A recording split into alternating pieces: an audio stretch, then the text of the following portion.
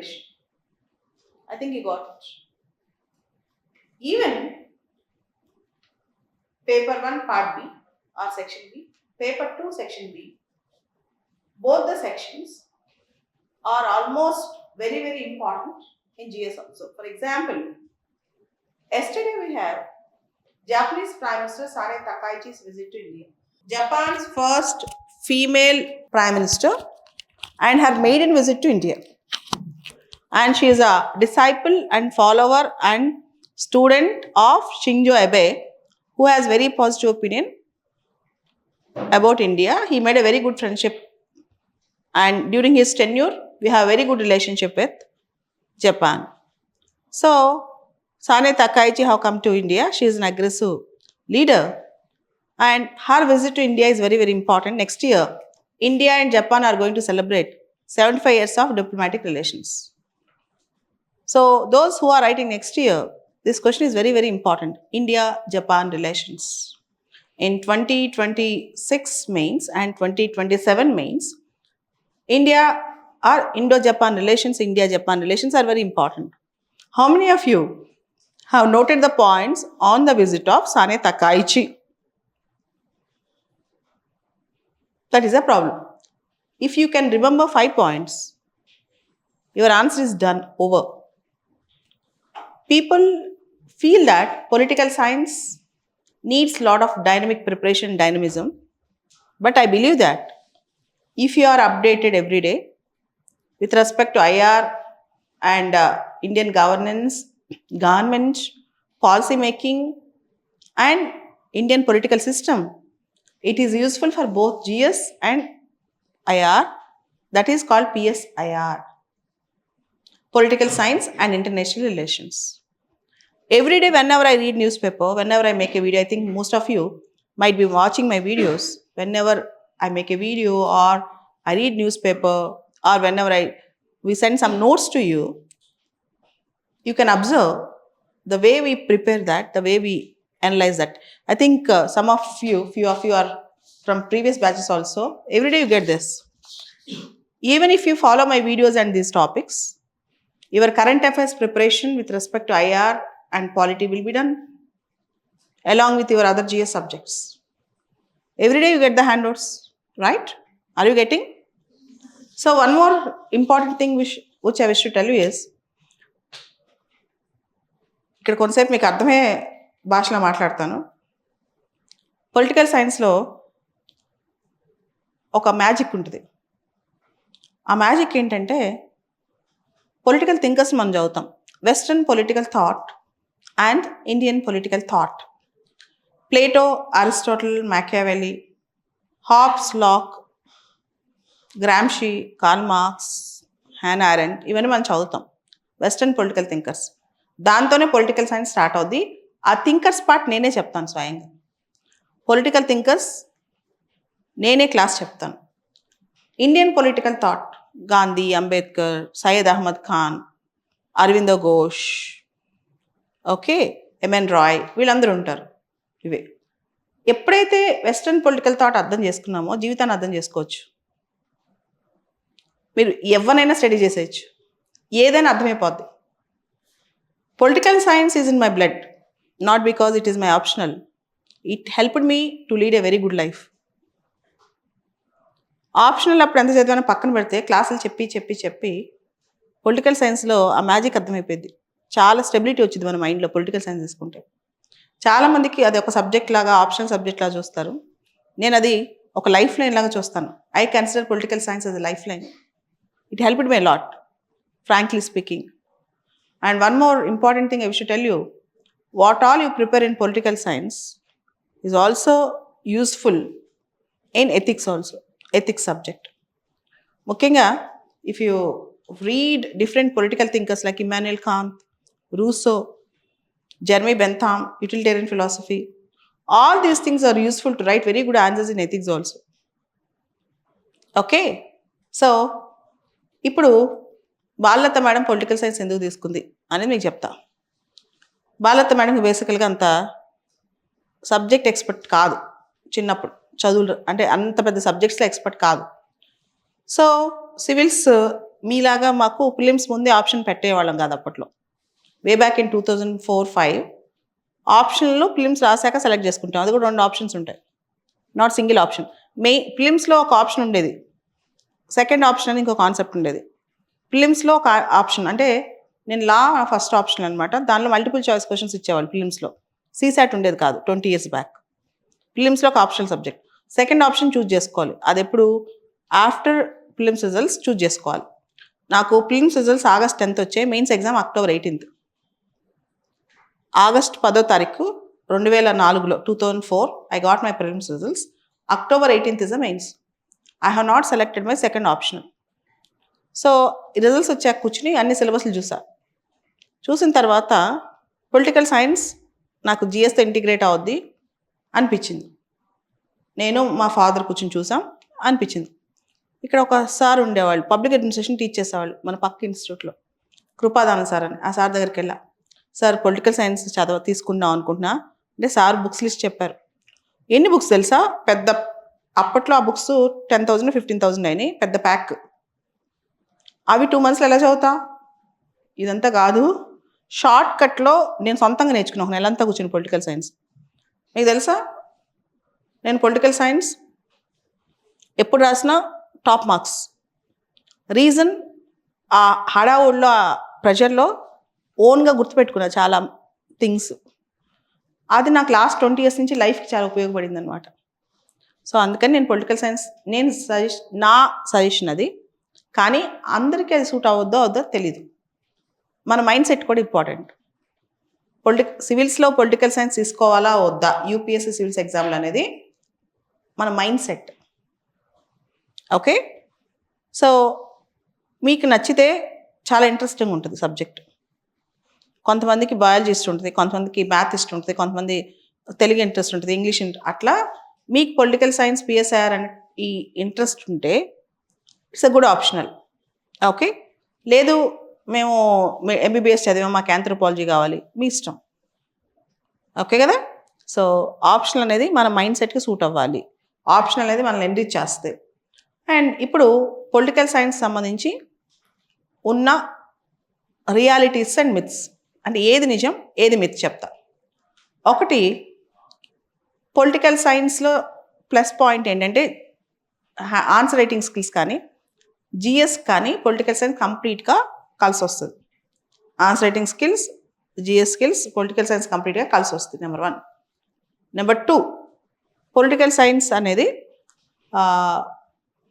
Most importantly మీకు చాలా వరకు మైండ్ ఎన్రిచ్మెంట్ అవుతుంది. నెంబర్ 3, పొలిటికల్ సైన్స్ చదివేటప్పుడు ఇంట్రెస్టింగ్ ఉంటాయి కొన్ని టాపిక్స్ బోర్ కొడతాయి. అంటే 60-70% సిలబస్ ఇంట్రెస్టింగ్ ఉంటుంది అని మీ మైండ్లో కూరికి వెళ్ళిపోద్ది. క్లాస్లో విన్నా కానీ వెళ్ళిపోద్ది కొన్ని టాపిక్స్. ఇదంతా పాజిటివ్స్.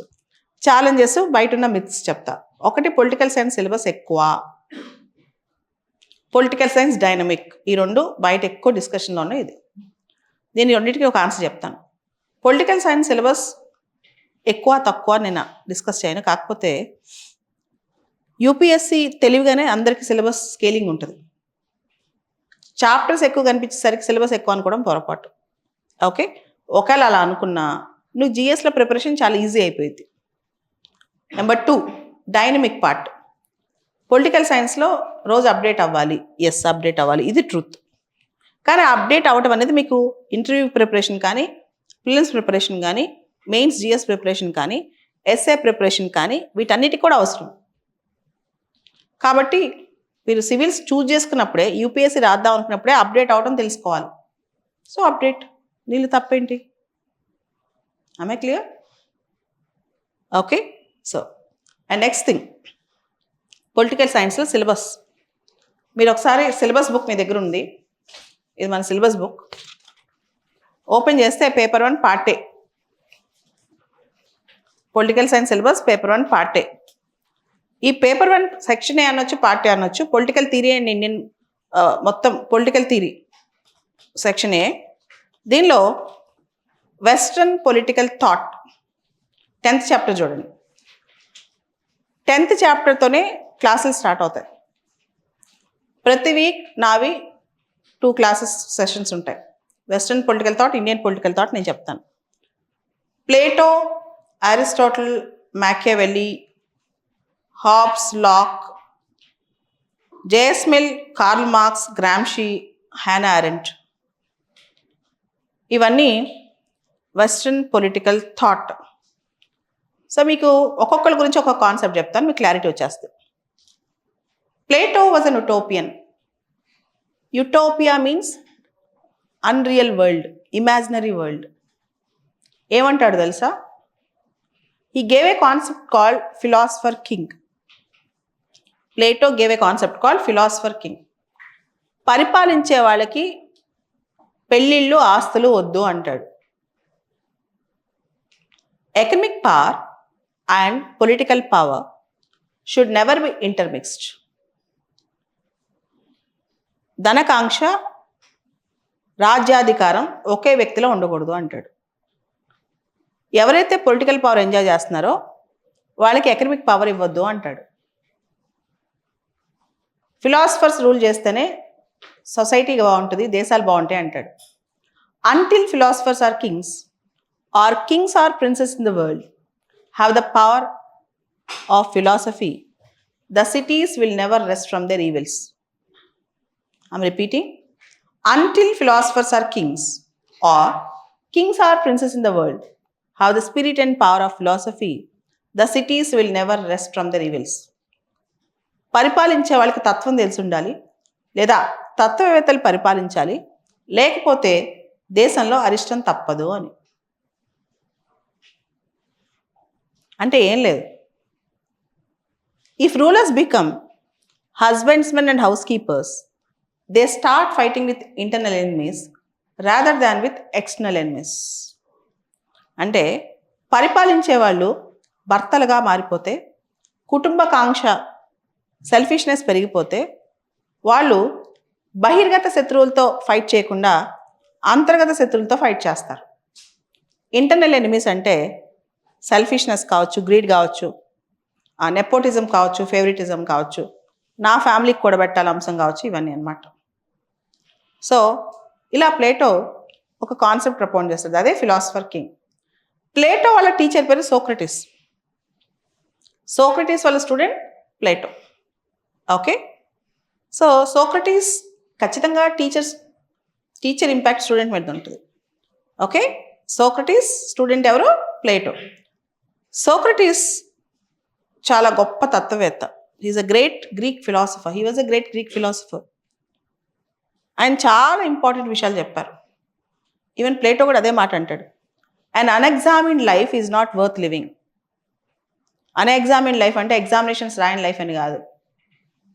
అన్ఎగ్జామిన్డ్ లైఫ్ అంటే మనం ఎలా బతుకుతున్నామో తెలియని జీవితం వ్యర్థం, మనం తెలుసుకోని జీవితం, మన గురించి మనం గ్రహించని జీవితం వ్యర్థం అంటాడు ప్లేటో.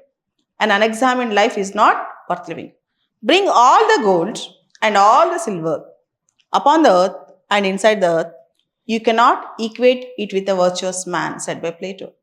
ఈ భూమి మీద భూమి కింద ఉన్న బంగారం వెండి మొత్తం తీసుకొచ్చిన ఒక సుగుణాలున్న వ్యక్తితో దాన్ని నువ్వు సరితూగలేవు. అంటే ఎంత బంగారం వెండి భూమి మీద ఉన్న మొత్తం తీసుకొచ్చినా సరే అంతకంటే సుగుణాలు చాలా ఇంపార్టెంట్, వర్చ్యూస్ చాలా ఇంపార్టెంట్ అంటాడు ప్లేటో. అలానే Plato student Aristotle. Socrates student Plato, Plato student Aristotle. Aristotle student ఎవరు? Alexander the Great. Socrates, Plato, Aristotle and Alexander the Great. Aristotle is a father of political science. Plato is a father of political philosophy. Who is the father of political science? Aristotle. Aristotle is the father of political science. And Aristotle wrote a book, Politics. And Aristotle is not like his teacher. He is not an utopian. Aristotle is a realist. Practical guntadu. Aristotle is a realist. And then we'll go to, in the syllabus, we'll discuss about generally. The next thinker is Machiavelli. Machiavelli wrote the book, The Prince. Machiavelli wrote the book, The Prince. Okay? Machiavelli, The Prince అనే book రాశాడు. There are no permanent friends or permanent enemies in politics. రాజకీయాల్లో శాశ్వత మిత్రులు శాశ్వత శత్రువులు ఎవరు ఉండరు, only అవసరాలే ఉంటాయి. There are no permanent friends or permanent enemies in politics. And most importantly, Machiavelli also said, the prince should be fox and lion according to the situation. Fox to detect the traps, lion to hunt the owls. And in fact, I can tell you, Machiavelli's Prince is a magnum opus and a standard textbook for modern day politics. ఏమేమి king ఎంత దిగజారొచ్చు, ఏమేం చేయొచ్చు, ప్రాక్టికల్గా power నిలబెట్టుకోవాలంటే ఏమేం చేయొచ్చు, Machiavelli. It gives double pleasure to deceive the deceiver. Machiavelli చెప్తాడు, it gives a double pleasure to deceive the deceiver. In the same pattern, we'll discuss about J.S. Mill, we'll discuss about Karl Marx, Thomas Hobbes, John Locke. There are three important political thinkers who propounded social contract theory: Hobbes, Locke, and Rousseau. Thomas Hobbes, John Locke, and Rousseau. See, the relationship between the government and the people is based on trust. If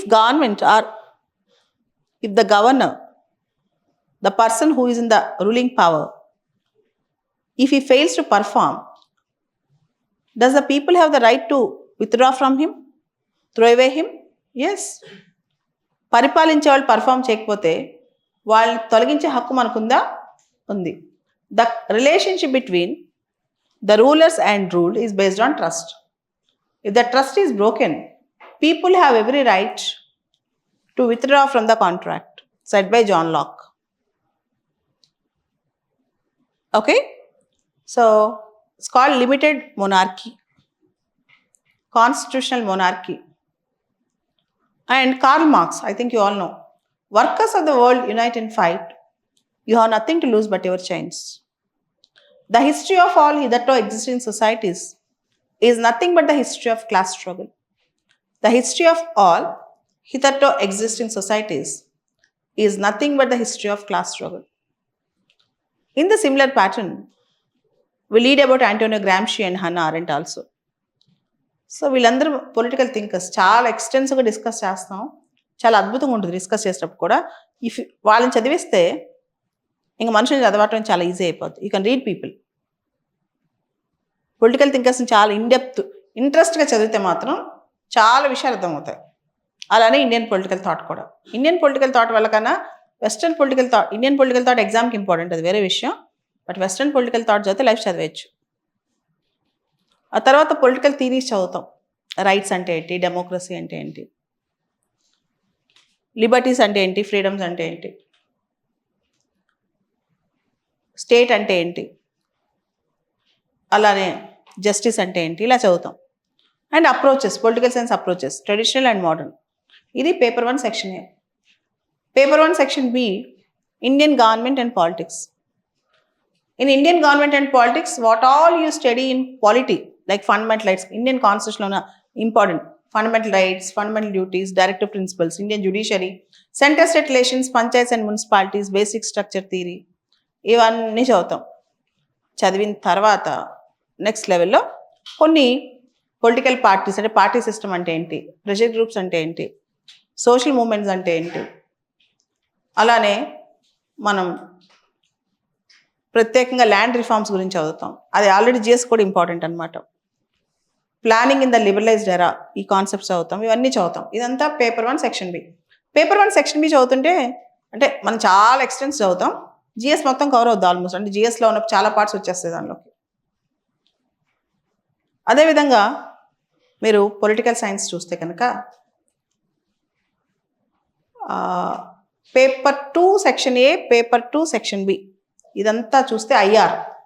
చాలామంది political science అంటారు, కాదు ఇది PSIR. అసలు paper 1కి paper 2కి పెద్ద సంబంధాలు ఉండవు, కొన్ని టాపిక్స్ తప్పితే. ఐఆర్ అది సపరేట్ సబ్జెక్ట్ లాగా అనుకోవాలి. ఈ ఐఆర్లో మీరు అర్థం చేసుకోండి, లాస్ట్ 1 yearలో న్యూస్లో ఐఆర్ ఎంత ఉంది? న్యూస్ మొత్తం ఇంటర్నేషనల్ రిలేషన్సే కదా. Example, Xi Jinping and Donald Trump meet. Example, the new world order which is going to be established after these 2 wars. Example, the relevance of Strait of Hormuz in oil trade. ఒక్క straight మూసుకుపోతే విపరీతంగా crude oil ధరలు పెరిగిపోయాయి. With the closure of Strait of Hormuz, you can see the impact on oil prices. Why? Okay. In the similar way, you can see India-China relations or Sino-Indian relations and present trends. And if you can observe, Indian diaspora, Indians who are living abroad and their impact and their remittances also. So ఎక్కువ మనకి remittances ఎక్కడి నుంచి వస్తాయి? Middle east నుంచి వస్తాయి. ఎక్కువ మనకి మనోళ్ళు వెళ్ళి కేరళ నుంచి, తమిళనాడు నుంచి, ఆంధ్ర నుంచి, గుజరాత్ నుంచి వెళ్ళి ఎక్కడ సెటిల్ అవుతారు? ఎక్కడ వెళ్ళి డబ్బులు దుబాయ్ ఇట్లా వెళ్తారు. కానీ ఇప్పుడు అక్కడంతా ఏమవుతుంది? యుద్ధ వాతావరణం ఉంది. దాని ఇంపాక్ట్ రెమిటెన్సెస్ మీద పడుద్దా? పడుతుంది. అలానే usage of drones as a modern warfare technology. కొత్త యుద్ధం, cyber attacks in the modern warfare, ఇవన్నీ trends. Economic sanctions in the warfare.